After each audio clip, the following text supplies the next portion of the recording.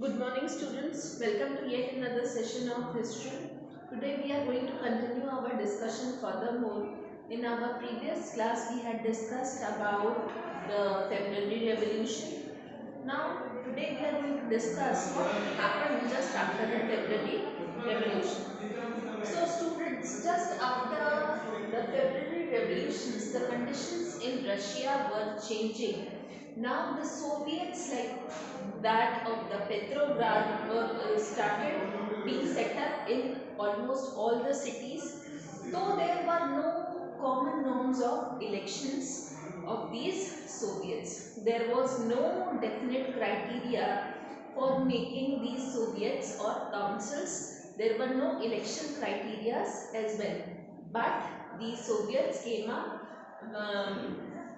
one after the other in almost all the cities of Russia, though there was no common system. And in the April of this year also, Vladimir Lenin, who was the leader of the Bolshevik party, he had also returned back to Russia after completing his exile. Exile means when a political leader for some political reasons is expelled, is made to leave the country for a span of time as a punishment. So Vladimir Lenin had also completed his span of exile and he was back to Russia in the month of April.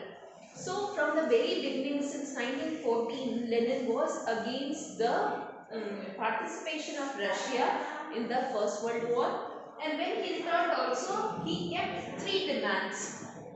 His own party, the Bolshevik party, leaders, they also thought that these demands were too revolutionizing and they thought that Russia was not ready for such a communist move. So let us understand what these three demands were. These demands were known in the name of April thesis because he made these demands in the month of April.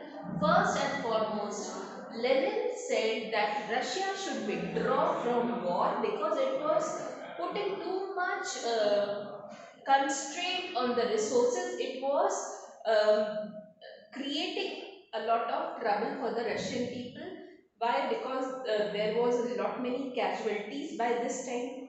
Then food scarcity was being experienced throughout because all the food was being sent for the army. Another thing, the factories and the workshops which were running on a very small level, they also had come to a halt. So almost the life in Russia was disturbed. The second demand was he wanted that the banks of Russia should now be nationalized. So there is a standardized way of giving away loan, and the interest on these loans should also be decided. So the people who were willing to go for a new setup or who needed money for any practice, say agricultural practice or anything, that should also be convenient for the common people. So banks should be nationalized and land should be transferred to the peasants. Why? In the very beginning I had told you that the landlords were not being liked here.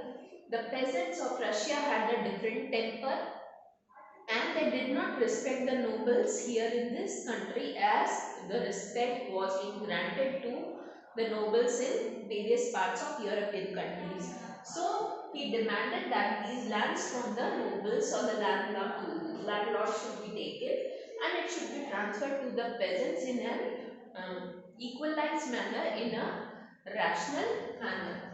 Then what happened? By the month of June in this year only, almost 500 Soviets had sent their representatives to an all-Russian Congress of Soviets, and they wanted a proper system to replace the Tsar. By this, what happened, the provisional government, which was already running by the Menshevik leaders, many Menshevik leaders were there in the provisional government. So these people thought it is a big threat to the influence of their political party, because in this span their power was decreasing or their power was reducing, and the Bolshevik influence, that is the party of Vladimir Lenin, was continuously increasing. So they decided to take strong or stern measures to check this discontent amongst people and the chaos to be brought under control. Now, by this move, actually what happened? This encouraged the socialist revolutionaries, specifically the peasants.